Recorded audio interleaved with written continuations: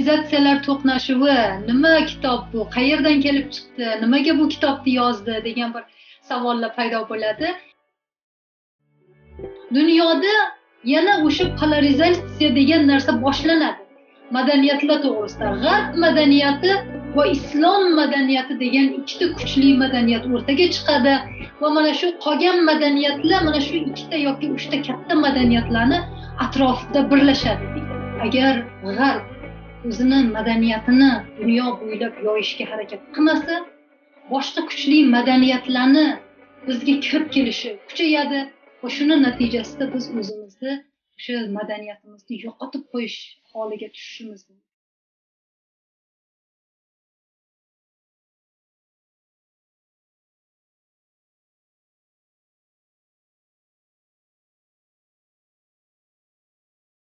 Assalomu alaykum aziz do'stlar. Sotsiologiya, qonunshunoslik, tarix, siyosatshunoslik, falsafa fanlarida o'qiyotgan, umuman olganda gumanitar fanlarda o'qib, tadqiqot olib borayotgan aziz talabalar, hamkasblar, o'qituvchilar, mana bugun yana bir ma'ruzani boshlash uchun to'plandik. Bugun Samuel Huntingtonning Sivilizatsiyalar to'qnashuvi degan asari to'g'risida gapiramiz. Bu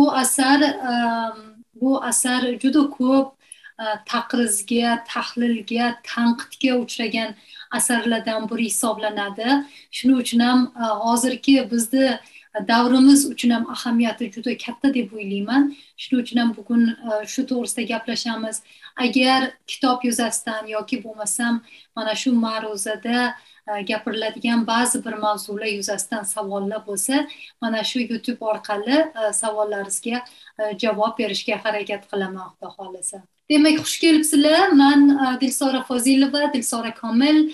Dilsora Komil O'zbekistonning Buxoro viloyatida tug'ilib, voyaga yetgan. Kanadaning Alberta universitetida bakalavr va magistraturada, British Columbia universitetida doktoranturada o'qigan.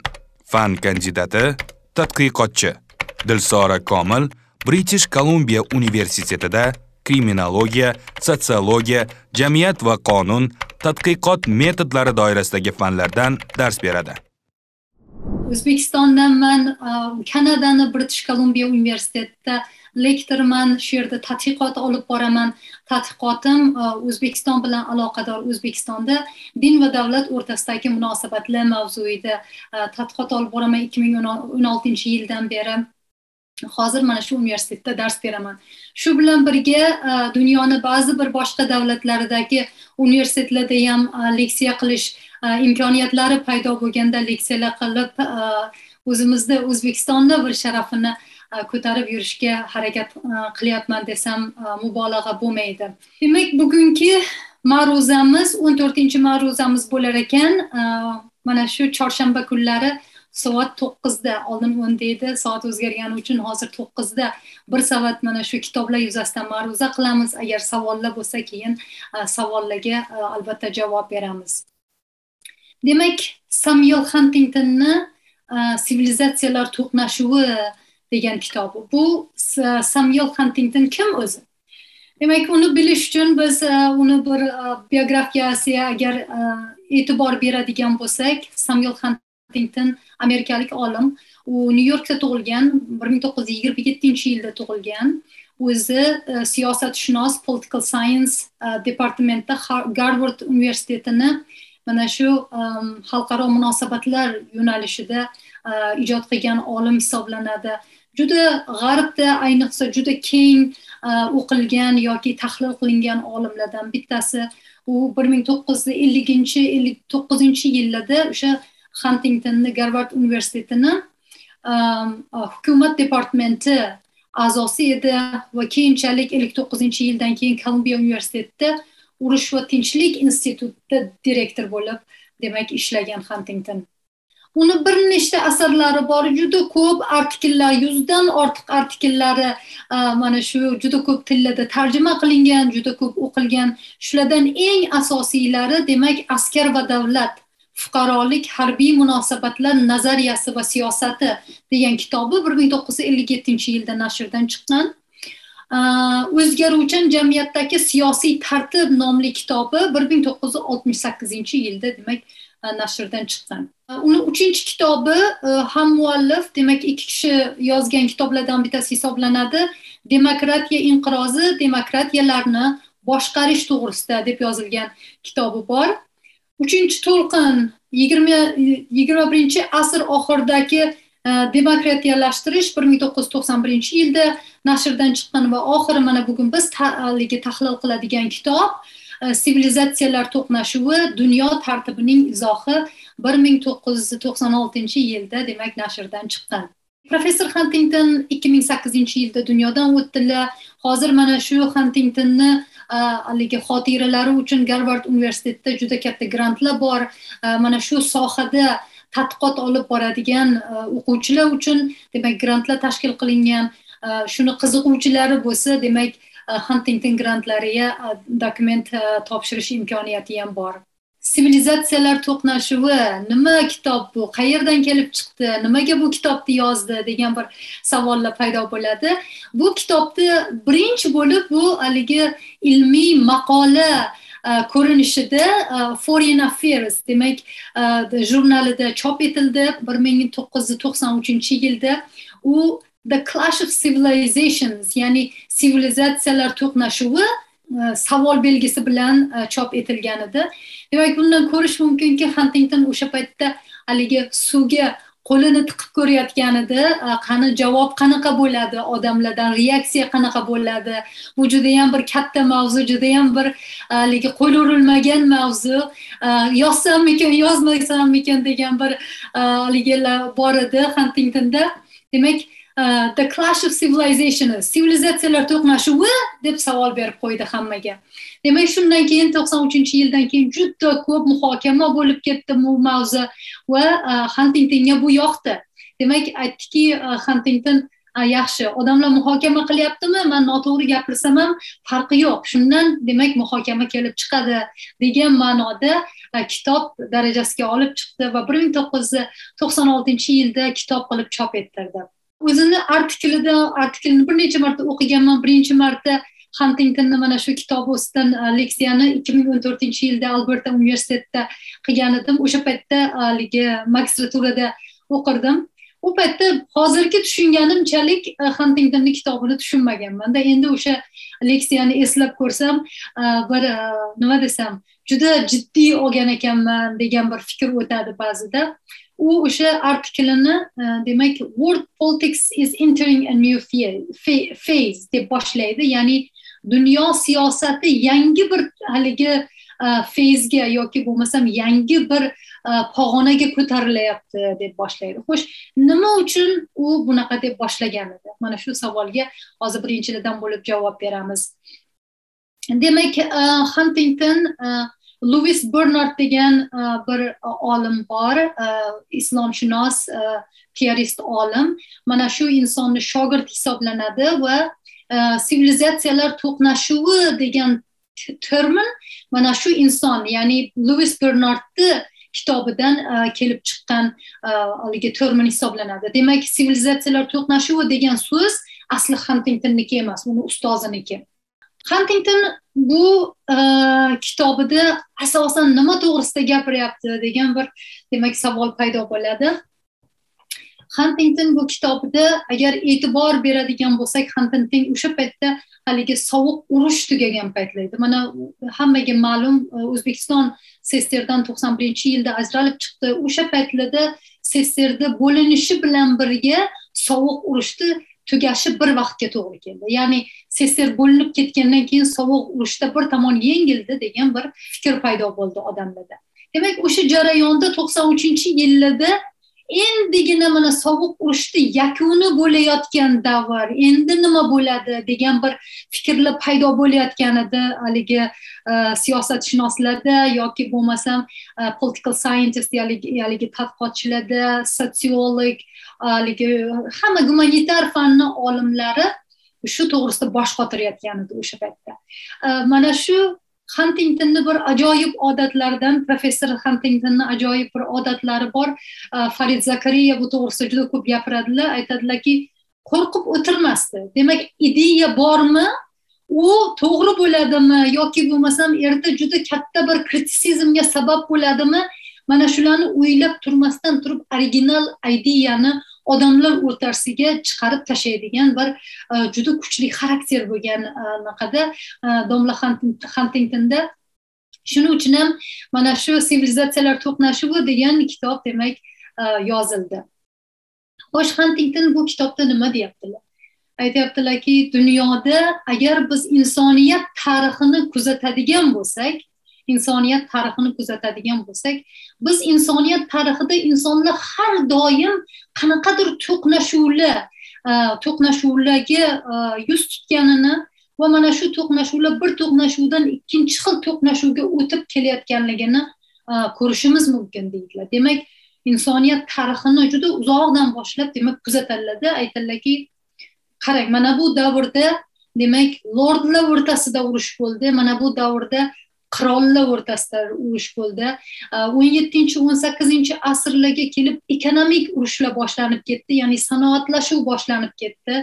Keyin odamlar bilan haligi boy burjua o'rtasida urushlar bo'lib ketdi. Undan keyin revolyutsiyalar bo'ldi. Mana Rossiyada revolyutsiya bo'ldi, mana naqada Fransiyada revolyutsiya bo'ldi. Juda ko'p joylarda demak revolyutsion harakatlar boshlanib ketdi. Bu bir o'sha davrdagi o'ziga xos to'qnashuvlarni bittasi edi.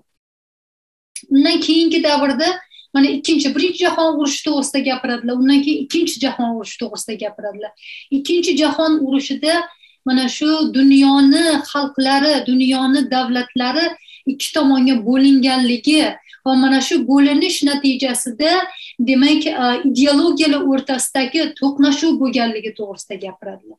Endi mana shu e'tibor bersangiz, ikkinchi jahon urushida fashizm degan bir ideologiyani yengish ustida gap ketdi.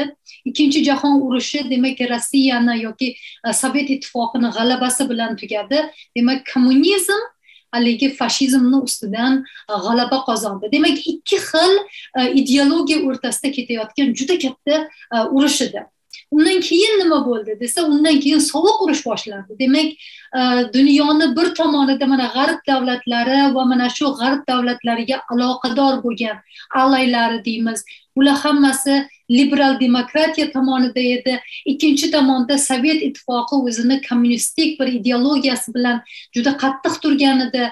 Mana Xitoy, Kuba, juda ko'p davlatlar demak SSSR tarafida, yana qanchadir taraflar haligi Qo'shma Shtatlar tarafida ikki tomonlama bipolar, ya'ni bir-biridan uzoqlashuv, ya'ni bir-biriga qarama-qarshi ikkita ideologik kuch sifatida haligi shakllana boshladi.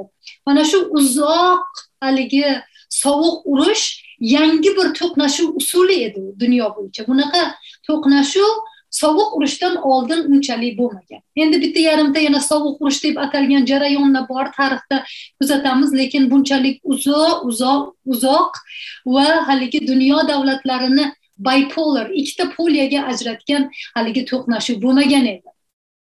Mana shu Sovet ittifoqini bo'llanishi bilan sovuq urushda tugashi kuzatilgan bir davrda, hani endi dunyo olimlari endi o'ylab boshladi.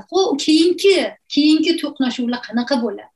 Endi qiziq joyi shundaki, men uchun qiziq joyi shundaki, o'sha paytda mana urushdan charchagan, ikkinchi jahon urushidan charchagan, undan keyin sovuq urushdan charchagan odamlar qanaqa qilib tinchlikni saqlash to'g'risida emas, ya'ni Huntingtonga o'xshagan olimlar qanaqa qilib tinchlikni o'rnatish yoki bo'lmasam yangi to'qnashuvlarga zamin yaratmaslik uchun nimalar qilish kerakligi to'g'risida yozmayapti-da, keyingi to'qnashuvlar qanaqa bo'lishi to'g'risida demak fikr yurityapti. Endi bunda olganda ba'zi bir olimlar bilan gaplashib qolganimizda aytadiki, haqiqatni ko'ra bilish degan narsa bo'lgan Huntingtonda. Ya'ni juda ham reallikdan uzoqlashishga harakat qilmagan. Agar to'qnashuvlar insoniyat tarixidan boshlab fakt qilib ko'rsatib beryaptimi, bir xildagi to'qnashuvlardan keyin ikkinchi xildagi to'qnashuvlar, ikkinchi xil to'qnashuvlardan keyin uchinchi xildagi to'qnashuvlarni borishi har doim kuzatilib kelganmi?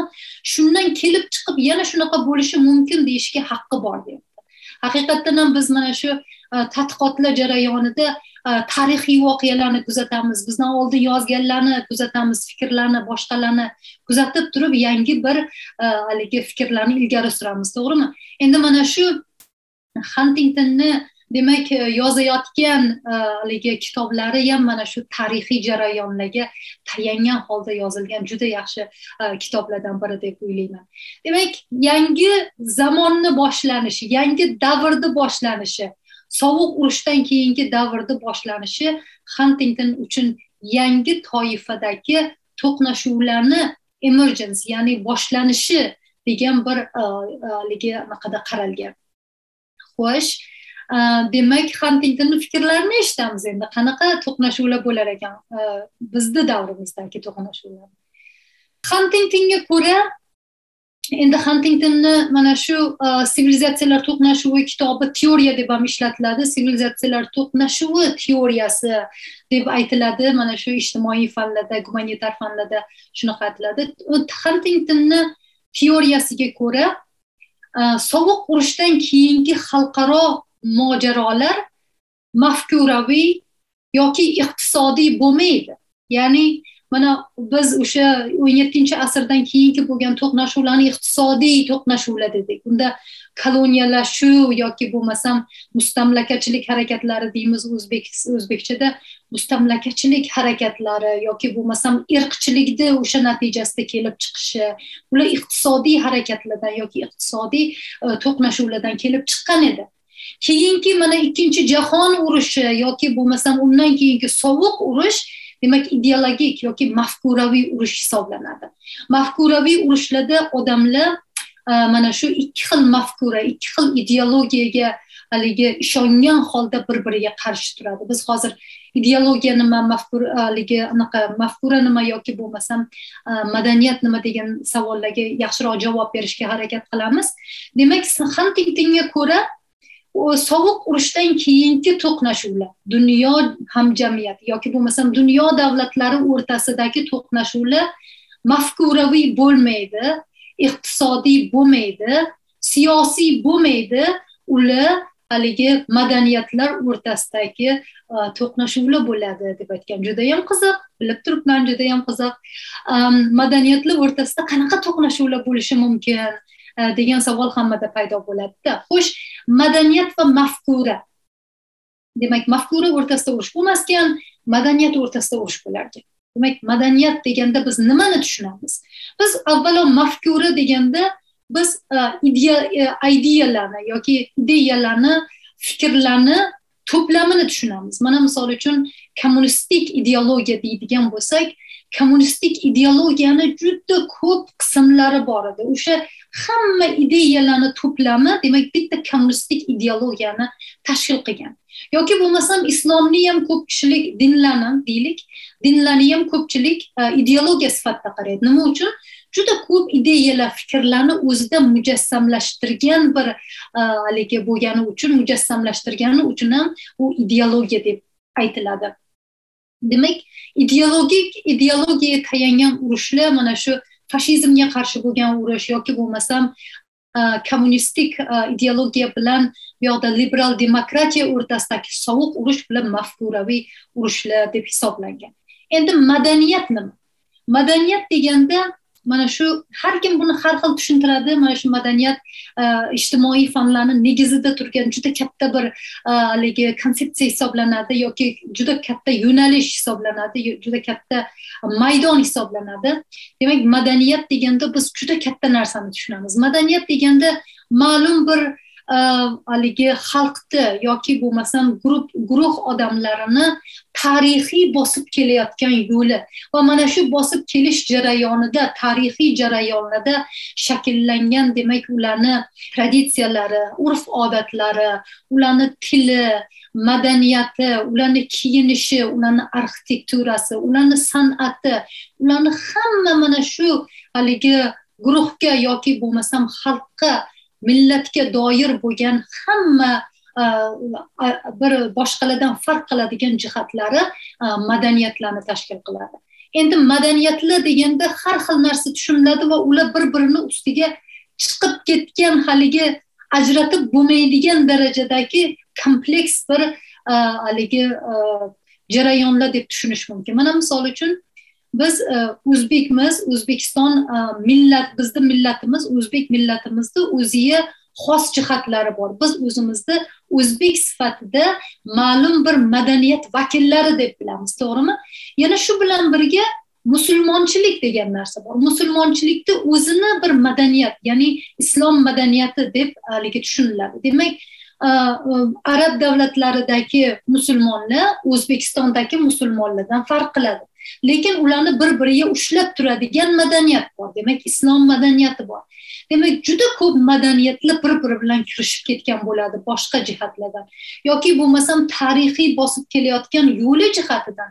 Mana misol uchun biz Mo'g'ullar to'g'risida gapiramiz, haligi bizni territoriyamizda bosib olgan yoki bo'lmasam o'sha ma'lum bir davrda bizni haligi territoriyamizda yashagan odamlar deb shundan kelib chiqib bizni bobokalonlarimizni ham haligi Mo'g'ullarga aloqador taraflari bo'lgan. Demak, madaniyatlar odatda ajratib olib bo'lmaydigan bir narsalar. Ular bir-biri bilan kirishib ketgan bir doiralar hisoblanadi.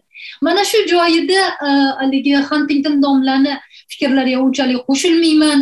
Bu to'g'risida oxirida haligi kritisizm qismida kelganda haligi gaplashamiz bu to'g'risida. Shu yerda Huntington domla o'zlarini political scientist, ya'ni siyosatchilik tomonida yoki xalqaro munosabatlar tomonida ko'proq bilimlari bo'lib, madaniyat va ijtimoiy hayot to'g'risida kamroq haligi tadqiqot qilganlarini ko'rsatib qo'yadilar. Demak, biz mafkura va madaniyat degan ikkita narsa to'g'risida tushunib oldik. Demak, Huntingtonga ko'ra mana shu madaniyatlar o'rtasidagi to'qnashuvlar keyingi sovuq urushdan keyingi davrda boshqarib turadigan asosiy to'qnashuvlar hisoblanadi. Nimaga deganda Huntington domla aytadilarki, hamma madaniyatlar o'zicha haq bo'ladi. Demak, hamma madaniyatlar, mana misol uchun biz agar har xil dinlarni oladigan bo'lsak, bu yerda bizda islom dini bor, xristian dini bor, bundan yana minglab dinlar bor, mingdan ortiq din bor. Demak, mana shu dinlarning hammasi o'zicha o'zini eng to'g'ri din deb biladi. Yoki bo'lmasa millatlar to'g'risida kelganda ham har bitta millat o'zini an'analarini yoki bo'lmasam o'ziga xos bo'lgan jihatlarini boshqa bir haligi an'analardan yoki madaniyatlarni an'analaridan ustun qo'yishi mumkin demak. Huntington domlaga ko'ra mana shu globalizatsiya davrida, ya'ni globallashuv boshlanadi yer yuzida sovuq urushdan keyin. Globallashuv nima uchun boshlanadi desa, bizda iqtisodiy ehtiyojlar bor, siyosiy ehtiyojlar bor va mana shu odamlarni dunyo bo'ylab aylanishi yoki bo'lmasam mehnatda, ya'ni labor, mehnat qiladigan odamlarni dunyo bo'ylab aylanishi mana shu globalizatsiyaga sabab bo'ladi va mana shu globalizatsiya natijasida haligi madaniyatlarni bir-biri bilan to'qnashuvi juda ko'p sodir bo'ladi deydilar. Mana shu sodir bo'lish natijasida mana shu ikki xil madaniyatlar o'rtasida demak to'qnashuvlar paydo bo'lish ehtimoli juda ko'p deb gapiradilar. Endi domlani ba'zi bir fikrlarida jon bor. Jon yo'q deb bo'lmaydi. Endi globalizatsiya to'g'risida gapirganda juda bir yaxshi bir voqeliklarni tushuntirib beradilar. Lekin mana shu madaniyatlarni to'qnashuvi deganda ba'zi bir mulohaza qilish bo'lgan narsalar juda ko'p bugun. Endi o'sha 93-yildan boshlab mana biz 2022-yilda yashayapmiz. Biz ko'proq ko'rdik. Haligi Huntington domladan ko'ra ko'proq ko'rdik. Biz globalizatsiya nimalarga olib borishini, to'g'rimi? Ayniqsa mana shu madaniyatlarni bir-biriga kirishib ketishi yoki bo'lmasam dunyo madaniyatlarini bitta haligi qozonda qaynashiga o'xshagan bir holatlarni kuzatish bo'ldi. Bu ham mana shu olimlarni ba'zi bir argumentlaridan bittasi hisoblanadi. Borgan sari globalizatsiya odamlarni qo'shib yuboradi. Ya'ni O'zbekistonda ham o'sha McDonald's bor, Xitoyda ham o'sha McDonald's bor, Amerikada ham o'sha McDonald's bor. Yoki bo'lmasam o'zbeklar ham Nike kiyadi, Amerikada ham Nike kiyadi, Hindistonda ham Nike kiyadi. Demak, madaniyatlar har bittasi bir vaqtlar o'zini o'sha kiyimlari bo'lgan bo'lsa, o'sha madaniyat hisoblangan bo'lsa, kuchli bir element hisoblangan bo'lsa, bugun hamma bir xil kiyinadi. Yoshlarga qarasangiz, ayniqsa hamma o'sha xuddi boshiga kiyib oladigani bor-ku, orqasida haligi qalpoqchaligi. Hamma o'sha yoshlar, mana 14 yoshdan 15, 16, 17 yoshlardagi yoshlarning hammasi shunaqa narsa kiyadi. Demak, madaniyatlarni, mana shu kiyinish madaniyati degan narsani biz o'sha butun o'sha global jihatdan bir-biriga kirishib ketganligi va o'sha madaniyatliligi, ya'ni bo'lmasam o'ziga xosligi yo'qolib borayotganligini demak kuzatdik. Huntington domlani kuzatuvlari boshlaydi. Huntington domla mana shu dunyo sivilizatsiyalarini 8ga, 7tami 8ta haligi anaqaga bo'ladilar. Sivilizatsiyalarga bo'ladilar. Endi shu yerda ham muammo bor. Chunki biz mana hozir mana shundan oldin aytib o'tdikki, dunyoni sivilizatsiyalari yoki madaniyatlari juda ko'p. Va mana shu madaniyatlar bir-biriga qorishib ketgan. Bitta madaniyatni bitta millat o'ziga mujassam qilmaydi. Ya'ni bir nechta o'sha identitylar, o'zliklari bor.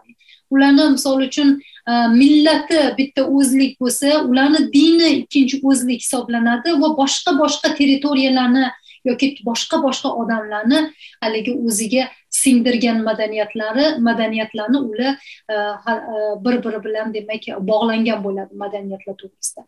Demak, Huntington domla 8ga ajratyaptilar. Birinchisi senik madaniyatlar. Senik madaniyatlar deganda kimni tushunamiz deganda, senik madaniyatlar deganda mana shu Xitoy yoki Konfutsiya sivilizatsiyasini, o'sha Hong Kong, Tayvan, Singapur, Vietnam, Janubiy Sharqiy Osiyodagi madaniyatlarni hammasini birlashtirib turadigan, demak, madaniyatlarni hammasini senik madaniyatlar deyaptilar.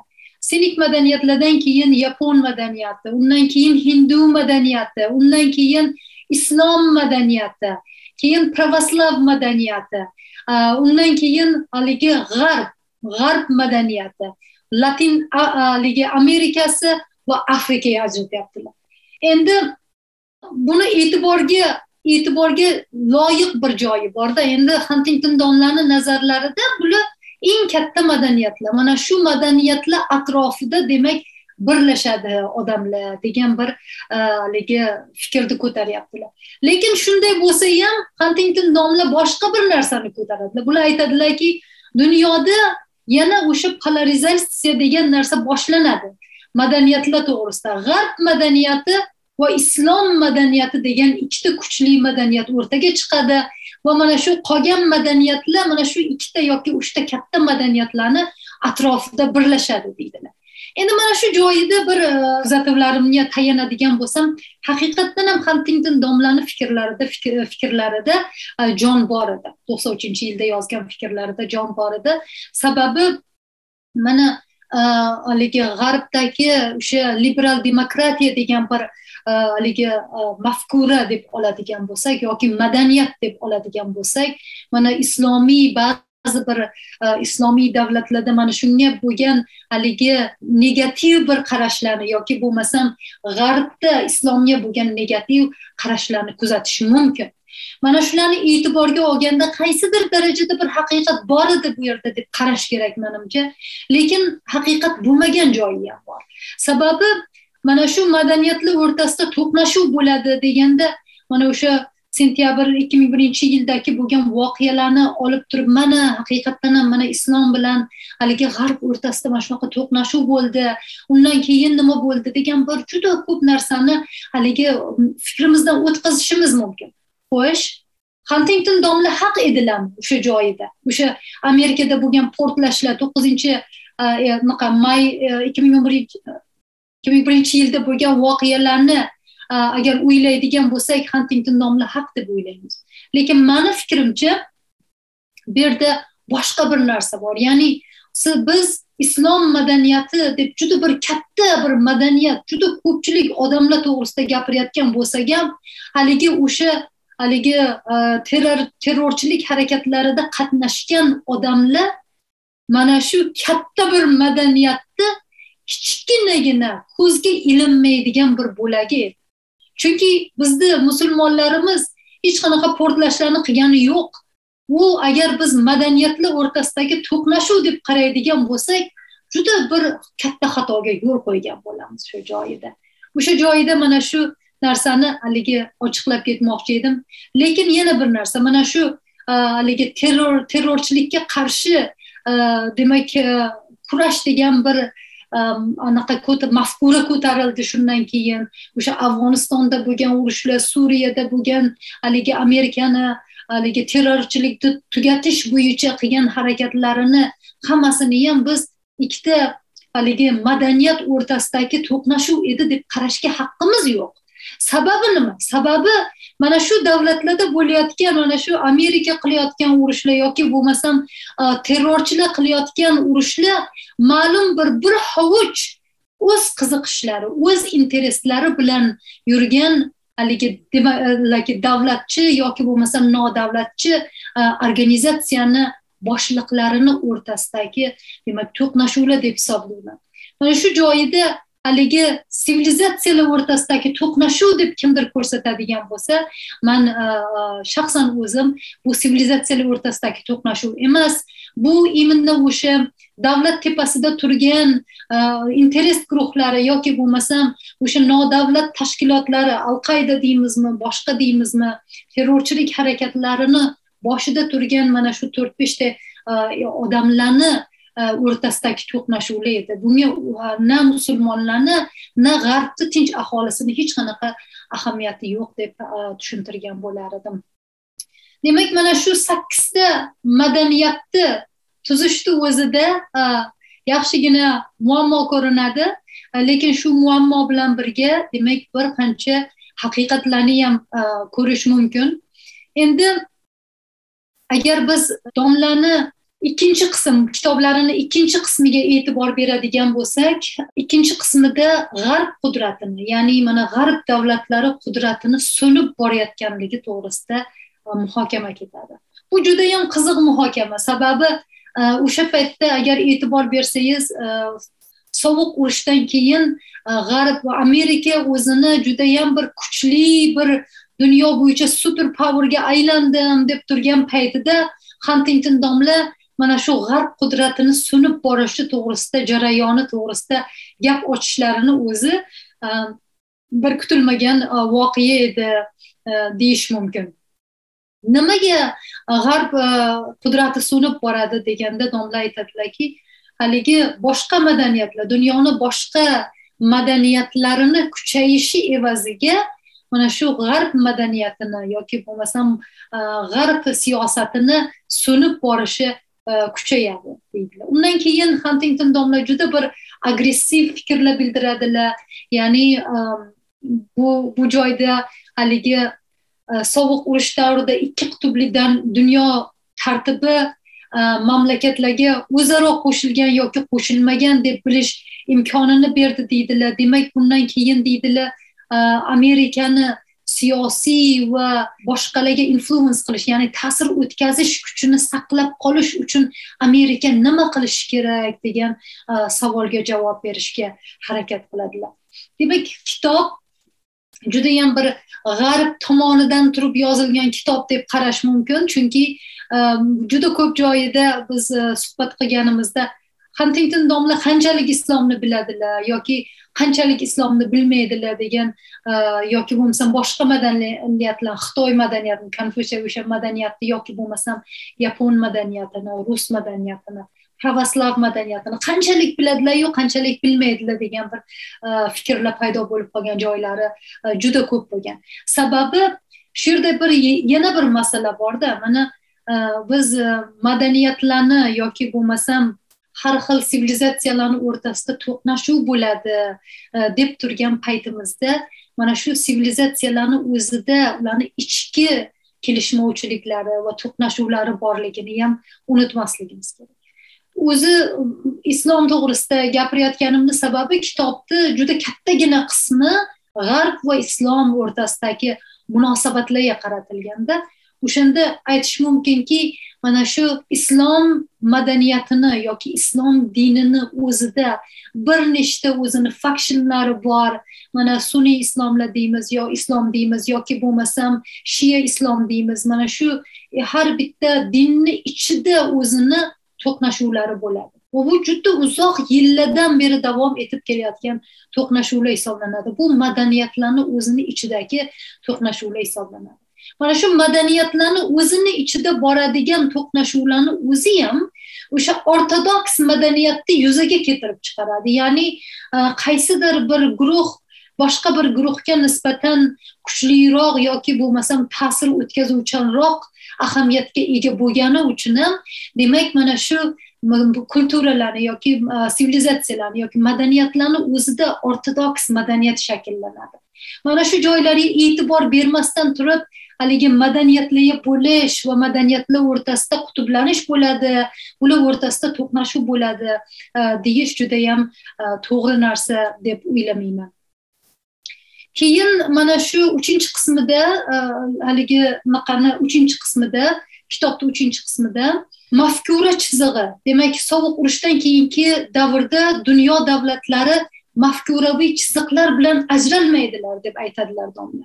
Ya'ni sovuq urush davrida biz o'sha kommunistik mafkura va mana shu liberal demokratik mafkura atrofida to'plangan bo'lsak, mana shu o'rtadagi o'tgan demak mafkuraviy chiziq yo'qolib ketadi deydilar.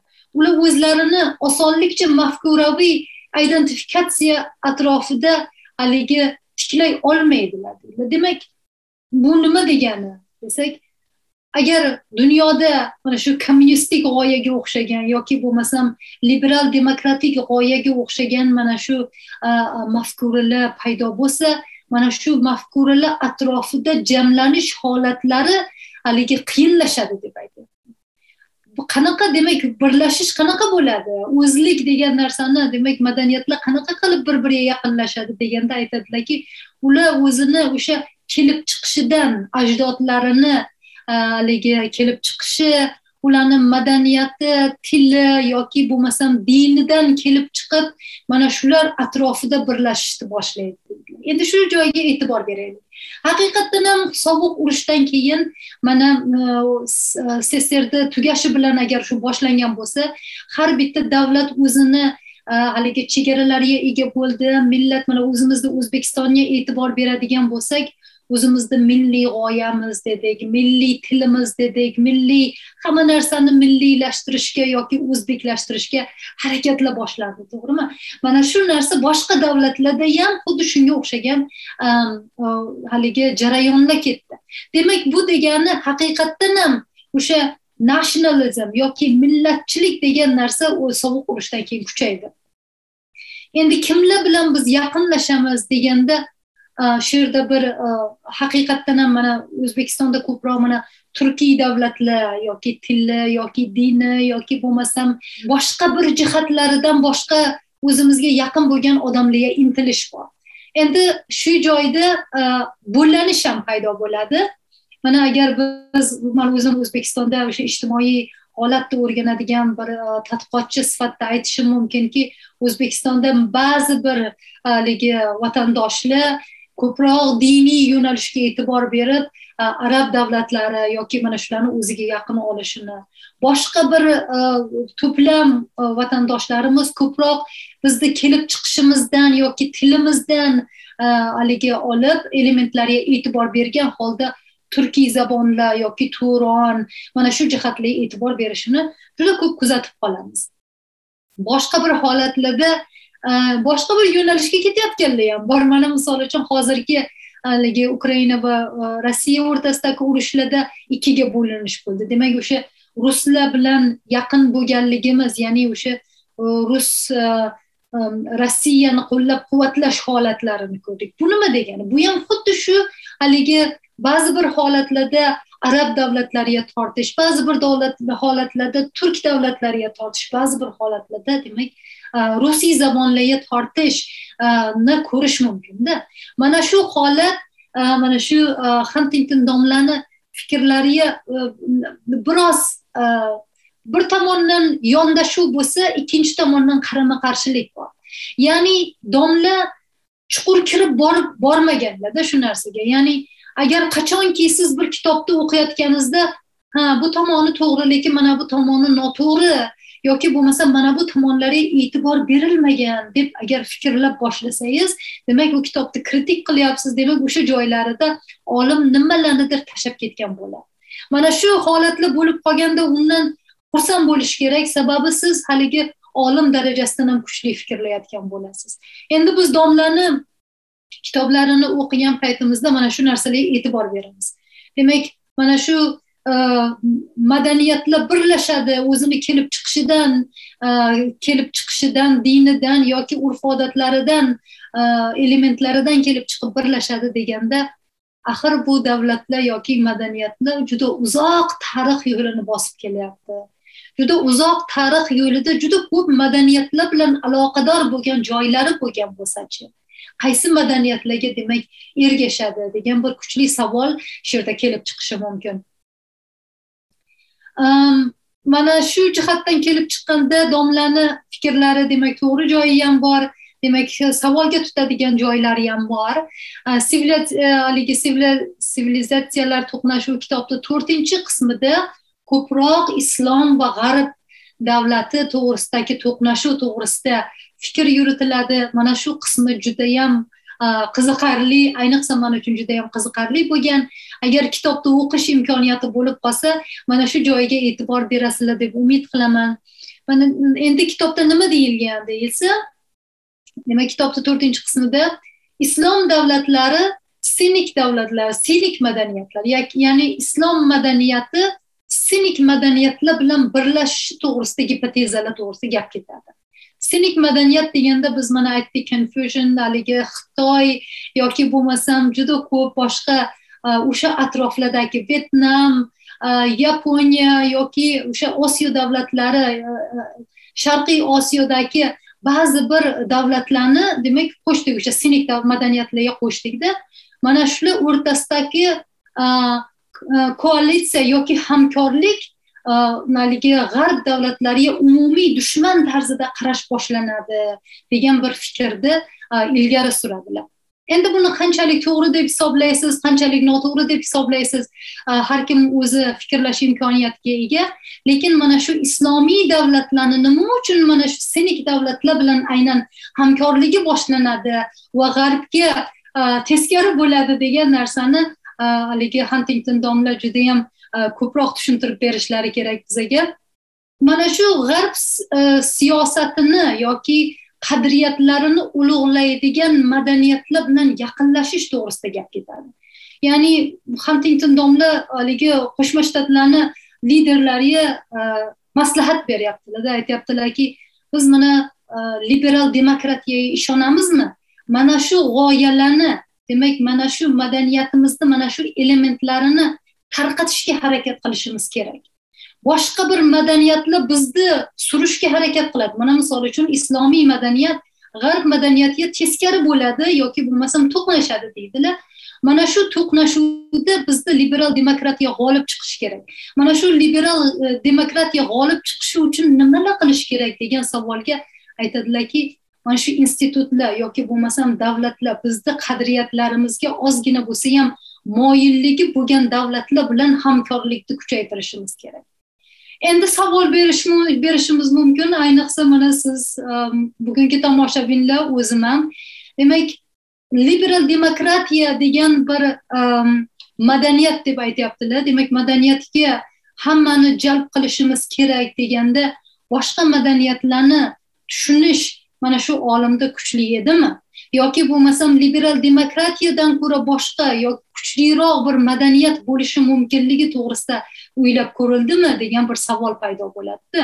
Bu narsani bunaqa argumentlar bilan chiqish uchun madaniyatlarni, islomiy madaniyat deyaptilar, Yaponiya deyaptilar, sinik madaniyat, mana shu madaniyatlarni juda kuchli o'rgangan odamlar yozishi kerak aslida bu kitobda.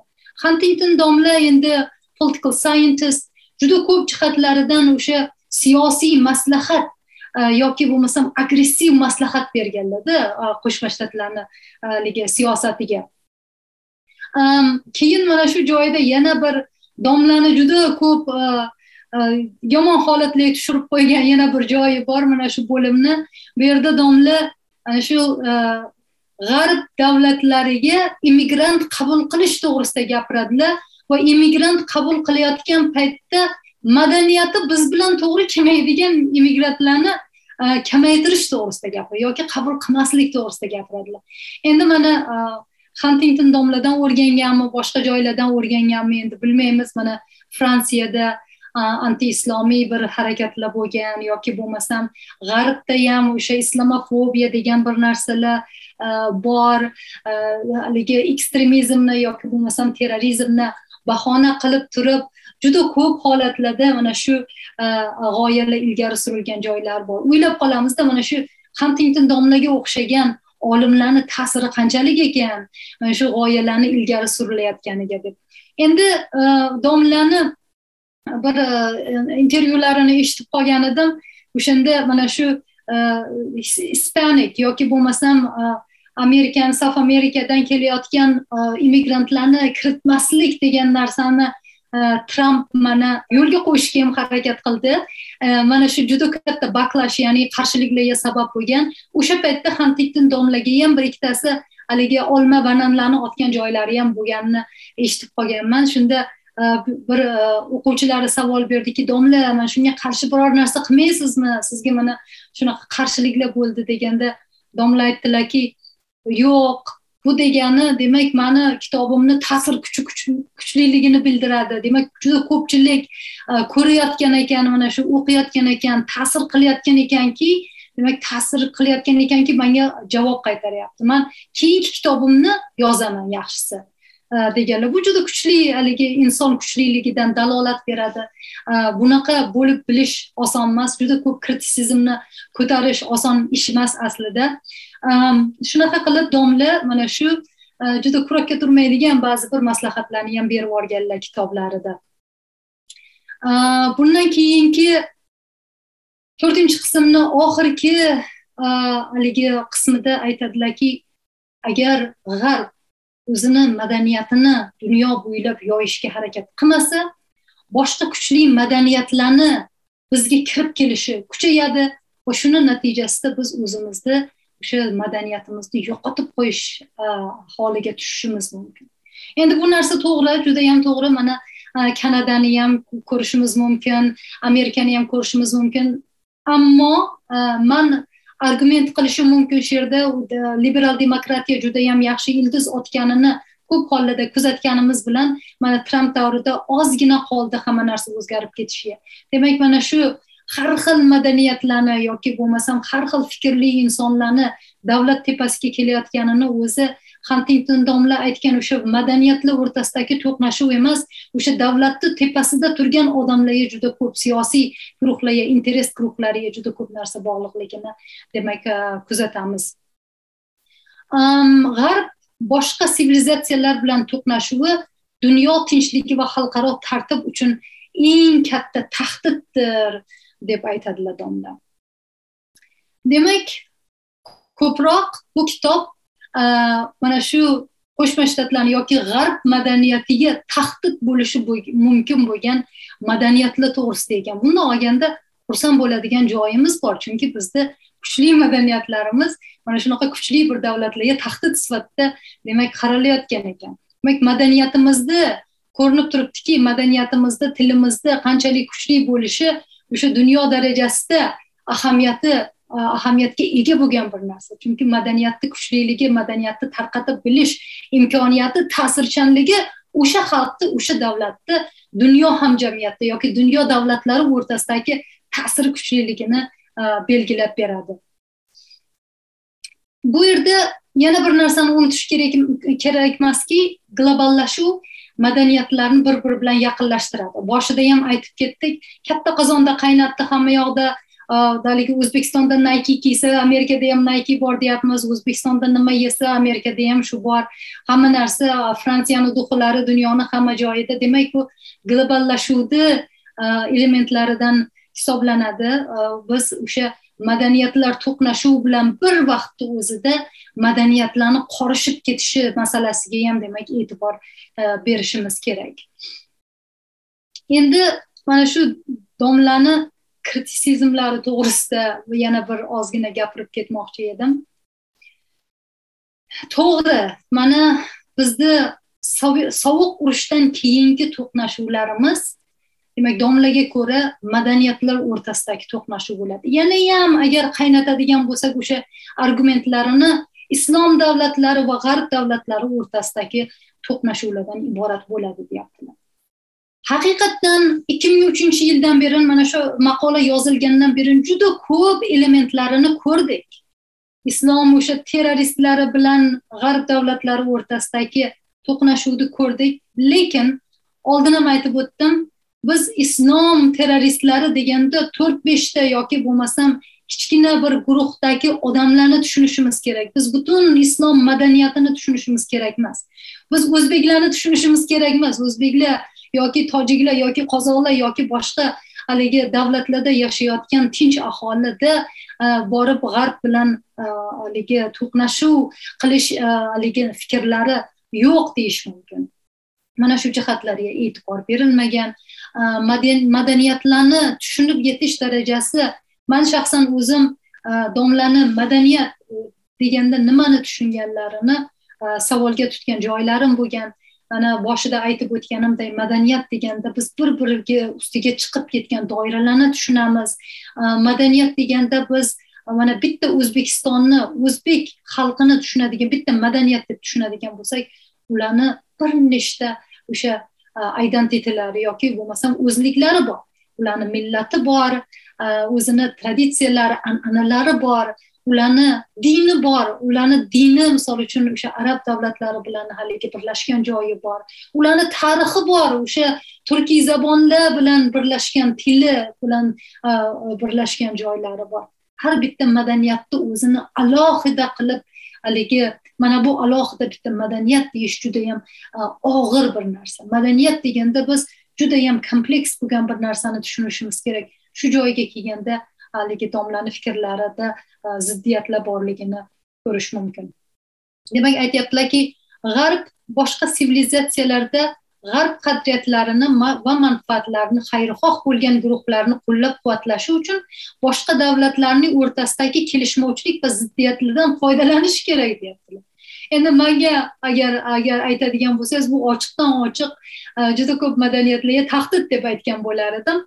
Yana aytyaptilarki, g'arb manfaatlari va qadriyatlarini aks ettiruvchi va qonuniylashtiradigan xalqaro institutlarni mustahkamlash va bu institutlarga g'arbiy bo'lmagan davlatlarni aralashuviga haligi intilish kerak. Ya'ni agar biz yana o'sha liberal demokratiya to'g'risida gapiradigan bo'lsak, mana shu institutlarni kuchaytirish, dunyo bo'yicha shunaqa bir haligi tashkilotlar qilish kerakki, aynan mana shu joylariga e'tibor bersin, demokratiyani kuchaytirish yoki bo'lmasam kapitalizm yoki o'sha iqtisodiy tomoniga e'tibor berish degan narsalar bor. Shu jihatlarni moyilligi bor bo'lgan davlatlarni qo'llab-quvvatlash kerak deyaptilar. Juda ham qiziq bir narsa. Demak, g'arb va dunyoni boshqa davlatlari o'rtasidagi tahdid yoki bo'lmasam to'qnashuv, sovuq urushdan keyingi to'qnashuv deyaptilar, madaniyatlar o'rtasidagi to'qnashuv deyaptilar. Diniy ishonchlilar ko'pchilik hollarda, men ba'zi bir podkastlarga e'tibor beraman bir xil paytda, ba'zi birlar aytayaptiki, aslida bu haligi madaniyatlar o'rtasidagi emas, ishonchlar yoki bo'lmasam dinlar o'rtasidagi to'qnashuv deb qarash kerak. Chunki mana hozirgi zamonimizda ko'rish mumkinki, juda ko'p diniy guruhlar o'rtasida haligi anaqalar bor, kelishmovchiliklar bor degan bir fikrlar yuritilgan. Men shaxsan bu fikrga qo'shilmayman, sababi dinlamas, yana o'sha borib o'sha ba'zi bir liderlarga yoki interes guruhlarga borib taqaladi. U xoh siyosiy bo'lsin, u xoh diniy bo'lsin, u xoh iqtisodiy bo'lsin, uni tepasida turgan o'sha interes guruhlari o'rtadagi to'qnashuvlarni yoki konfliktlarni keltirib chiqaradigan yoki olib boradigan odamlar hisoblanadi. Chunki ular o'zini o'sha intereslarini muhofaza qilishga harakat qiladi. Shu kritisizmlardan ba'zi birlari shular edi. kitobni bir o'qiganday bo'ldingizlar, yuzaki bo'lsa ham haligi analizlari sizlarga ma'qul bo'ldi deb o'ylayman. Agar endi agar ba'zi bir savollar bo'ladigan bo'lsa, marhamat, mana YouTube'da bir nechta. Assalomu alaykum ustoz. Va alaykum assalom. Ustozjon, ikkitami 3ta dars qoldirib qo'ydim. Ba'zi sabablarga ko'ra bu yerga qatnashayapman.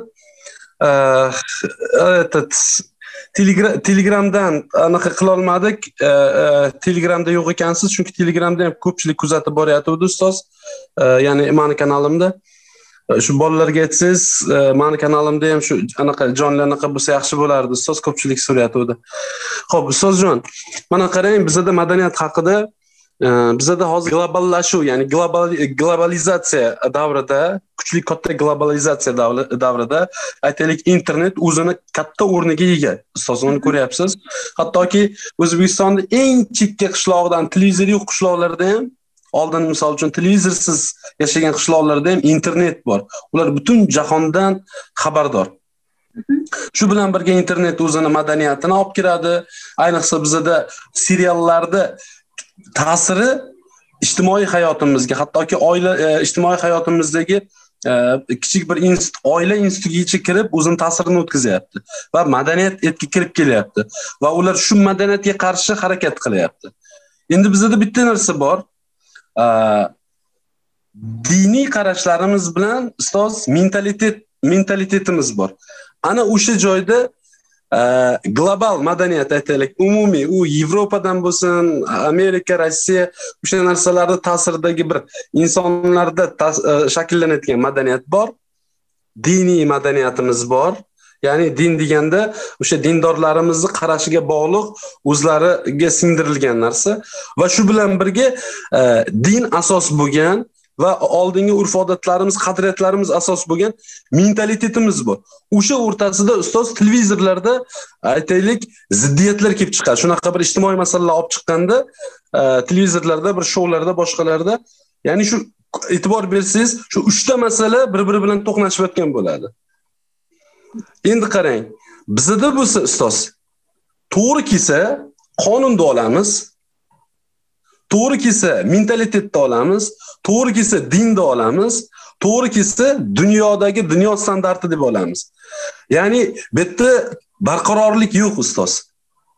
Ya'ni qaysi biri bizga to'g'ri kelsa, ya'ni birov ustidan hukm chiqarib oqlash yo qoralash kerak bo'ladigan bo'lsa, o'sha 4 tasidan bittasini foydalanamiz ustoz. Ya'ni o'zimizga ma'qulrog'ini. Mana shunday ziddiyatli davrlarda qanday qilib yumshatib, qanday qilib tushuntirib berish mumkin ustoz? Endi siz hozir aytyapsizki, mana bizda qonun bor, qonun bir narsalarni odamlar uchun erkinliklarni yaratib beradi. O'zbekistonda yo O'zbekistonni aytadigan bo'lsak yoki bo'lmasa men Kanadada yashayman, Kanadani aytadigan bo'lsak, bizda har xil din vakillari bor, har xil madaniyat odamlari bor. Hammasini o'zini kelib chiqishi bilan yoki bo'lmasam dini bilan, ishonchlari bilan o'zini haligi mentalitet degan so'zni ishlatyapsiz. Mana shu jihatlari bilan bir-biridan farq qiladigan odamlari bor bo'lgan jamiyatda qanaqa haligi madaniyatni ilgari surish mumkin degan bir savol beryapsiz-da endi. Endi aytish mumkinki, mana bugungi davrga kelib biz shunaqa davrda yashayapmizki, o'sha globalizm deyapmiz, odamlarni hamma yoqqa aralashtirib tashladi. Agar siz misol uchun O'zbekistonning ichida ma'lum bir haligi ko'rsatuvlarni qo'yish mumkin emas, teleseriallarni qo'yish mumkin emas degan bir argumentlarni beradigan bo'lsangiz, O'zbekistondan chiqib ketgan odamlarchi, O'zbekistondan chiqib ketgan haligi o'zbeklarimizchi, ularning mentalitetiga bo'lgan ta'sir nima bo'ladi? Yoki bo'lmasam, ular boshqa madaniyatlar bilan qo'shilib qolishib ketgan holatlarda qanaqa qilib o'zini madaniyatini yoki diniy ishonchlarini saqlab qolishi mumkin degan bir savol bu. Endi men aytishim mumkinki, mana shu televizoringizda agar 100 ta haligi anaqa bo'lsa, kanal bo'lsa, qaysi kanalni qo'yish sizga bog'liq. To'g'rimi? Mana shundan kelib chiqib, mana shuni tolerantlik deb qarash kerak. Ya'ni har bittamiz o'zimizda, oilamizda qaysidir kanalni o'chirib qo'yishni xohlasak, uni o'chirib qo'yishga haqqimiz bor. Lekin mana shu globallashuv bo'layotgan bir mahalda har xil odamlari, har xil millatlari, har xil haligi dinlari bo'layotgan joyda qaysidir dinga to'g'ri kelmadi, bu qaysidir dinga to'g'ri keladi degan narsalarni ilgari surish imkoniyati bo'lmay qoladi. Endi mana siz misol uchun g'arb madaniyati degan narsani ko'p gapiryapti ko'pchilik. Endi mana shu madaniyatlar o'rtasidagi haligi to'qnashuvni bo'lishi shu. Bunda olganda Huntington domla to'g'ri aytganlar. Madaniyatlar o'rtasidagi to'qnashuv mana shu. Haligi biz g'arbga qaraymizda aytamizki, g'arbda juda bir yaxshi narsalar bo'lmayapti, behayo narsalar bor, boshqa deymiz. Haligi O'zbekistonda boshqacha deymiz. Aslida mana men g'arbda yashayapman, Kanadada yashayapman, televizor qo'yishga vaqtim yo'q. Haligi televizorda qo'yganda ham faqat yangilik ko'ramiz. Bu hammani o'zini hadeb mana shu bir narsalarni haligi yopishib olmasdan har kimni o'zini o'sha liberal, ya'ni erkinliklari borligini haligi inobatga olishimiz kerak. Har bittamizni o'zimizda oilamiz uchun, o'zimiz uchun kontrol qilish qobiliyatini kuchaytirishimiz kerak. Agar siz hozir televideniyalarda bir ma'lum bir seriallar to'g'risida gap ketib qoladi, bir xil paytda o'sha ijtimoiy veb-saytlarda kuzatib qolaman. O'ylaymanda, agar hozir O'zbekistondagi 15 yoshli, 16-17 yoshli bolalarning qo'lida telefoni bormi, smart telefoni bormi, xohlagan joyiga kirishi mumkin u bilan. Internetga bog'langanmi, u xohlagan narsasini ko'rish mumkin. Demak, mana shunaqa davrda qanaqa qilib madaniyatimizni saqlab qolamiz deganda, odamlar ham mana shunaqa yoshlarimizni o'rtasida fikrlashni kuchaytirishimiz kerak. O'zlari uchun o'zlari haligi qaror qabul qilib bilish qobiliyatlarini kuchaytirishimiz kerak. Biz g'arbda yashayotgan bo'lsak ham, hozir aytib o'tib ketdim, men o'zimni misol uchun doiramga e'tibor beradigan bo'lsam, ishimdagi yoki bo'lmasam universitetdagi yoki talabalarim o'rtamizdagi ketayotgan fikrlarni kelib chiqib aytishim mumkinki, mana g'arb davlatlarida yoshlarning o'rtasida ham yoki bo'lmasam kattalarning o'rtasida ham kuchli fikrlar juda ko'p. O'zbekiston borganda ham mana o'ziz ham boshchiligingizda universitetga bordik, suhbat qildik, odamlar haligi professional mana professorlar bilan gaplashdik, ularning fikrlashlariga quloq soldik, odamlar bilan gaplashamiz. Aslini olganda mana shu ikkita madaniyatni odamlarini fikrlari, o'zini tutishi yoki bo'lmasam boshqa jihatlari qaysi doiradanligingizga bog'liq. Mana O'zbekistonda ham shunaqa doiralar borki, sizda o'sha o'zingizning standartlaringizga, moral standartlaringizga to'g'ri kelmasligi mumkin. Mana shunaqa narsa g'arbda ham bor. Demak, sizning savolingizga javob berishning umuman iloji yo'q. Sababi biz shunaqa bir davrda yashayapmizki, globallashuv hamma joyga kirib borgan. Internet bormi, hamma narsani ko'rish mumkin.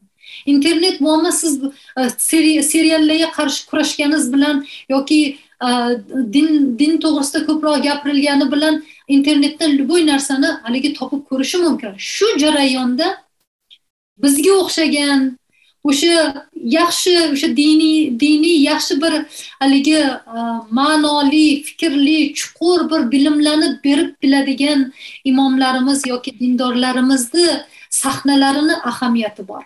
Mana hozir nima uchun mana shu ma'ruzalarni olib boryapmiz? Nima uchun o'zbek yoshlarini mana shunaqa fikrlar bilan tanishtirishga harakat qilyapmiz? Nima uchun ularning fikrini o'stirishga harakat qilyapmiz? Sababi ular o'zlari uchun fikrlab bilsinlar. Boshqalarning kitobini o'qiganda o'zlari uchun fikr chiqarib bilsinlar. Hamma gapga ishonib ketavermasinlar. Yoki bo'lmasam o'sha televizorda 100 ta kanal bo'lganda o'zlariga keraklisini qo'yib haligi tomosha qilib bilish imkoniyati bo'lsin farzandlarimizda yoki talabalarimizda. Biz xalqni, o'zbek madaniyatini yoki bo'lmasam O'zbekistondagi yoshlarimizni shu darajaga ko'tarishimiz kerakki, o'zlari ustilarida chiqaradigan qarorlari go'zal bo'lsin. Mana shu darajaga yetish uchun menimcha fikrlash eng birinchi o'rinda turadigan bir elementlardan bittasi deb hisoblayman. Ustoz, mana aytaylik, ya'ni baribir men O'zbekistondan qasam menga qiziq. Ya'ni kelajakdagi bo'ladigan dunyo qarashi, ya'ni umuman xalqimizni, ya'ni juda ko'p olimlarimiz aytadi, dunyoda ikkita katta global masalalardan bittasi bu sotsial muammolar, ya'ni o'sha ijtimoiy muammolar. Mana shu bo'lsin, internet bo'lsin, televizor bo'lsin, boshqa bo'lsin, xullas hamma har xilcha o'zini kelib chiqishidan, doirasidan kelib chiqib fikr bildiradi. Ustoz, men bo'lsa u gapingizga 100% qo'shilaman ustoz. Ya'ni televizordagi qanaqadir reklama hozir bolalarga ta'sir o'tkazadi yo o'tkazmaydi deya olmaymiz, chunki aytganingizdek haqiqatdan ham internetda dunyoni xohlagan aytaylik portalini ko'rib, xohlagancha o'ziga informatsiya olishi mumkin. Ya'ni u ham qanaqa tarbiya ko'rib, nimaga qiziqishidan kelib chiqib insonni. Xullas kalom ustoz, aytaylik bittasi aytaylik nima deydi, quloqiga zirak taqib, sochini bo'yab yurdi bir erkak kishi, ya'ni yoki o'g'il bola yoki bir qiz xuddi shunaqa qildida, o'sha g'arbdagi ana qizlarga anaqa qilib o'zini imijini o'zgartirdi. O'shani televizorga olib chiqib oladida, rasa anaqa qiladi. Mahalla ham qolmaydi, maktab direktori ham qolmaydi, hammasini chaqiradi, nimaga qaramadinglar deydi-da. Endi bitta narsa ustoz. Turkiyaga, mana chet davlatlarga borsak, Germaniyada bo'lsin, Rossiyada bo'lsin, Turkiyada bo'lsin, misol uchun qaysi davlatga borgan bo'lsam ham ustoz, bu narsaga juda ko'p millatlar, juda ko'p madaniyatli insonlar keladi. Bu narsani bular kuzatishi begona siramasdan kuzatadi. Chunki ming xil inson bor-da ustoz. Endi mana shu bizda bo'lsa, bu narsani to'g'ri kelsa, ya'ni muvozanat yo'qda ustoz. Aytaylik, biz demokratik davlatda yashayapmizmi? Ya'ni liberal qarashga majburmiz. Hammani o'zini e'tiqodi, kiyinish uslubi, har xil bir madaniyatga taalluqliligi yoki mansubligi bor-da ustoz. Yo'q, bizda shunaqa bir siyosat olib borilyaptiki, sizga aytgan o'sha 4 ta masalada. Ya'ni mentalitet, aytaylik, g'arbdan anaqasi, diniy qarash, urf-odatlar, mana shu narsani aylantiraveradi. Qaysi biriga to'g'ri kelsa, agar bu yoqda qonunda ruxsat berilgan bo'lsa ham, mentalitetga to'g'ri kelmay qolsa, tanqid qiladi, dinga to'g'ri kelmay qolsa, tanqid qiladi, yoki bo'lmasa, boshqa bir o'lchovlarga to'g'ri kelmasa, tanqid qiladi. Mana shunaqa hozir vaziyat tajribangizda yoki bir qayerlarda shunaqa narsa kuzatilgan? Misol uchun balki Amerikada, balki boshqa joyda, misol uchun kitoblarda balki o'qigandirsiz va buni oxiri keyin qanday tugashi mumkin? Nima deb prognoz qila olasiz ustoz? Endi biz O'zbekistonda mana shu Sovet ittifoqidan ajralib chiqqandan keyin mana shu dindorlashuv prosesini ko'rdik. Mana shu narsa o'sha tarixiy bir proses davom etyapti. Meni o'zimni tadqiqotim shu to'g'risida, bu to'g'risida ko'p gapirganman. Demak, O'zbekistonda o'sha islamic revivalism, ya'ni islomni qayta jonlanishi prosesi boshlandi. Bu proses qanaqa ketadi desa, mana o'tgan ma'ruzamizda biz power yoki qudrat to'g'risida gapirdik. Qudrat degan narsa faqat o'sha hukumatning qudrati emas, yoki bo'lmasam polisning qudrati emas, yoki militsiyaning qudrati emas, yoki davlat organizatsiyalarining qudrati emas, odamlarga ta'sir o'tkazishi mumkin bo'lgan har qanaqa haligi jamiyatdagi har qanaqa ko'rinishdagi elementlarni haligi qudrati bo'ladi. Ya'ni agar biz dindorlashuv jadal ketayotgan bir davrda nimadan shunaqa bo'lyapti deydigan bo'lsak, aytishimiz mumkinki, hozir Facebookni ochsa, hamma yoqda o'sha din to'g'risida gapiriladi. Agar o'sha din to'g'risida gapirmasa, u haligi moral jihatdan kamsitilganroq odam hisoblanadi. Ya'ni agar siz dindan kelib chiqib bir narsa desangiz yoki diniy kitob to'g'risida gapirsangiz, siz yaxshiroq odam deb qaralasiz. Yoki bo'lmasam, mana ayollarning kiyinishlari to'g'risida gapiradigan bo'lsak, bizda o'sha jamiyatimizda dindorlashuv ketayotgan bir jamiyatda meni endi haligi sotsiolog, tadqiqotchi deb qabul qilinglar-da, men o'zimni haligi ilmiy tadqiqotdan kelib chiqib gapiryapman. Ma'lum bir kiyinish uslubini o'sha rasmlarda ko'rib yoki bo'lmasam targ'ibot qilish boshlanadi. Ya'ni o'shanaqa kiyinsa yaxshi, mana bunaqa kiyinsa yomon. Bu narsalar hammasi ijtimoiy boshqaruv deyiladi, ya'ni ijtimoiy normalar deyiladi. O'sha ba'zi bir hadislardan qo'yilishi yoki bo'lmasam islomiy rasmlarni qo'yilishi haligi ijtimoiy veb-saytlarda, mediada mana shuni ko'payishi, ko'proq imomlarni gapirishi, mana shularning hammasi ijtimoiy kontrolli elementlar hisoblanadi. Buni eshitib yoki ko'rib borgan sari odamlarga ta'siri bo'ldimi, o'sha odamlarda kim yaxshi, kim yomon degan narsa paydo bo'ladi. Mana bu narsa har doim o'zgargan tarixiy jarayonlarni agar e'tibor beradigan bo'lsak, kim yaxshi, kim yomon yoki qanaqa kiyinish yaxshi, qanaqa kiyinish yomon, qanaqa gapirish yaxshi, qanaqa gapirish yaxshi emas, qanaqa ovqatlanish, hamma jihatda hayotimizning har bitta sohasiga demak sekin-sekin kirib boradi. Mana shu kirib borish natijasida biz yangi haligi etaplarga ko'tarilib boramiz. Ya'ni meni o'zim o'sha intervyularim davomida savol berganlarimdan yosh yigitlarga savol berilsa, qanaqa qizga uylanishni xohlaysan desa, o'rangan qizga deydi. Demak, o'rangan qizga uylanishni xohlayman deb aytayaptimi jamiyatda yigitlari? Qizlari o'ranishga majbur bo'ladi, to'g'rimi? Demak, majbur bo'lganda ham qanaqa majbur bo'ladi? Ya'ni talab bor. Talab bor. Nikohga shunaqa talab bor. O'zi sezmagan holatda o'sha ta'sirga tushadi va o'sha ta'sirda demak o'sha madaniyatga qarab boradi. Demak, jamiyatda bo'layotgan hodisalar, o'zgarishlar mana shu jamiyatdagi talabdan yoki jamiyatdagi ta'sirdan kelib chiqadi.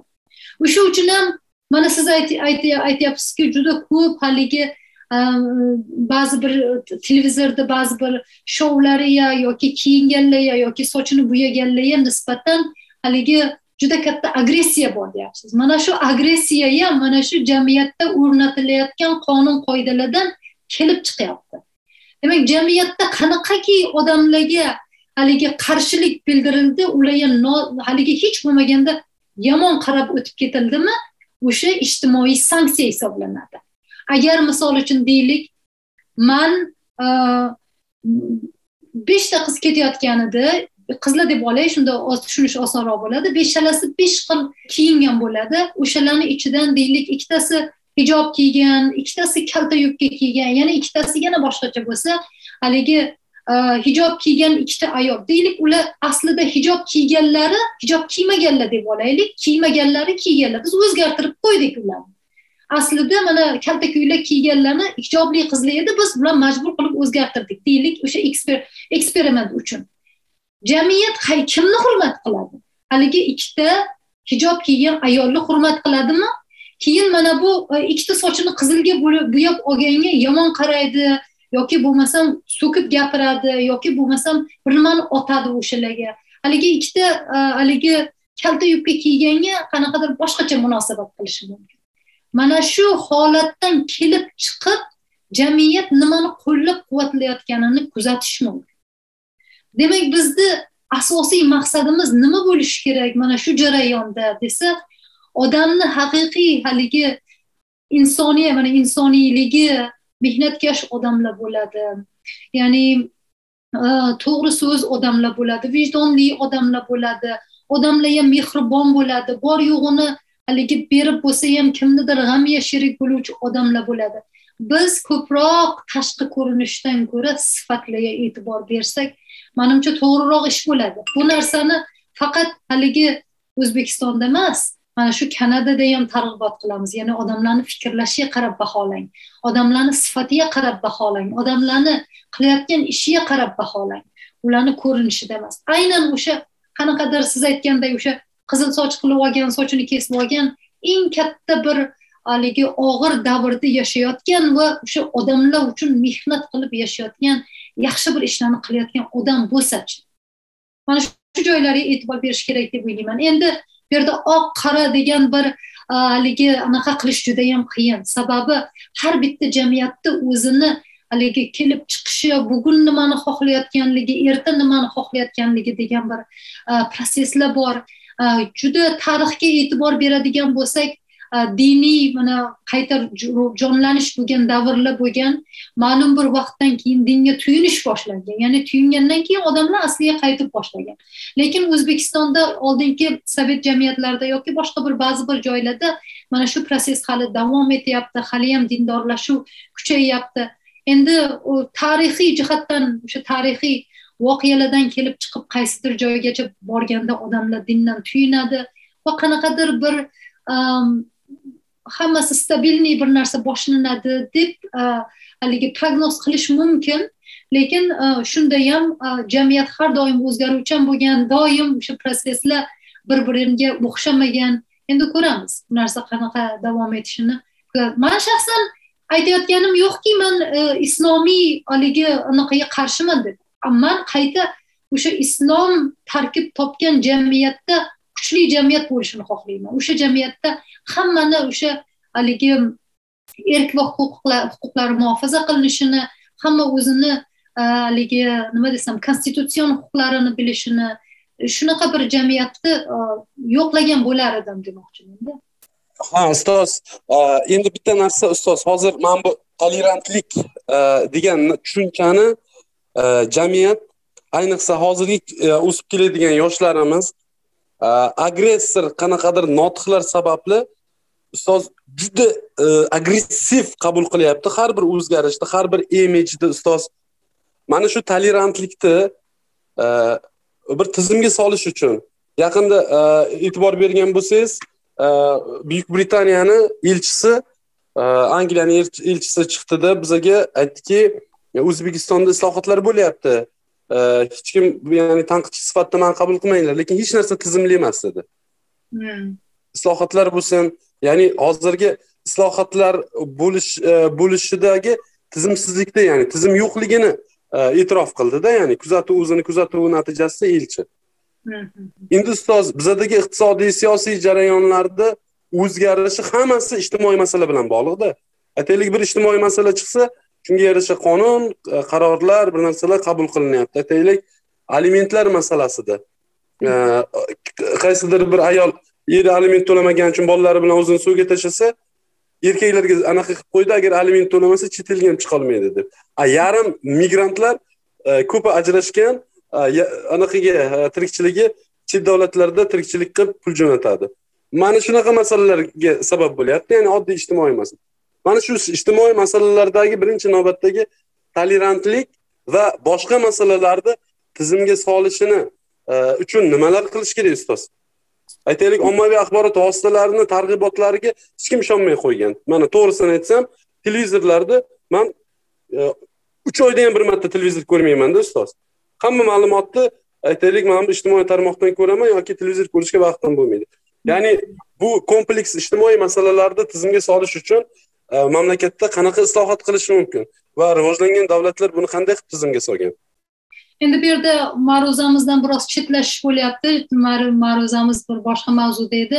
Endi O'zbekistonda mana shu O'zbekistonda madaniyat masalasiga keladigan bo'lsak, siz hozir gapirayotgan narsalar qonun ustuvorligi bilan qanaqadir qonunlarni ishlamayotganligi sababli zo'ravonlik yo'li bilan bo'lsa ham o'shani qoniqtirishga harakat qilishda to'g'risida gapiryapsiz. Endi bu masalada bir qisqagina gapiradigan bo'lsam, bu har bitta davlatda qonun ustuvorligi juda muhim. Agar qonun ustuvorligini yo'lga qo'yish uchun, agar mana siz davlatdan chiqarmayapti deyapsiz, demak qonun o'sha qaysidir ishni qilishi kerak deyaptimi? Agar o'sha ishni qilmasa, uni o'sha ta'sir etib biladigan ta'sirli bir sanksiyalarni berishga haqqi bor davlatda. Agar shunaqa sanksiyalarni bermasa, demak qonun ustuvorligi demak yo'qoladi. Bu yerda juda ko'p mavzularni ko'taryapsiz. Mana naqani mediani ta'siri yoki odamlar ko'ryapti, ko'rmayapti. Endi bu haligi jamiyat bilan bog'liq bir hodisalar. Bularni har bittasi to'g'risida bir soatdan gapirsak ham aslida vaqtimiz yetmaydi. Tolerantlik haqida, ya'ni madaniyatlarga qaragan, madaniyatlarga nisbatan tolerantlik haqida gapiryapman ustoz. Ya'ni uni qanday tizimga solsa bo'ladi?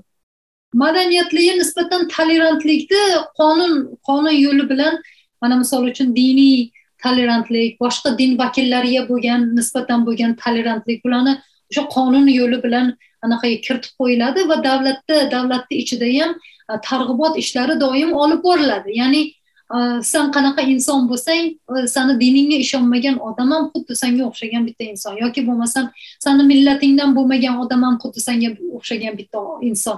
Tilingda gapirmaydigan odam ham, agar misol uchun u haligi yapon tilida gapiradigan bo'lsa yoki anaqa tilda gapiradigan bo'lsa, u ham bitta inson.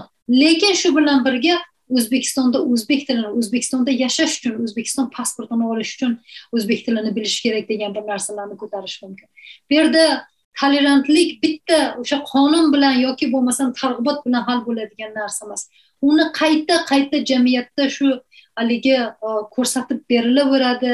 Ya'ni agar tolerantsizlik qilinayotgan bo'lsa, shunga agar jazolar bo'lsa jazolanadi. Bu narsa bir kunda o'zgarib qoladigan narsa emas.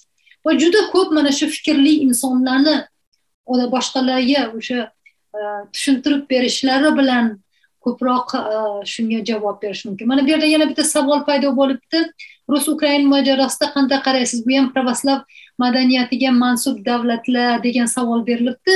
Haqiqatdan juda ham qiziq savol, sababi shuni o'zim ham o'yladim. Haligi anaqadan oldin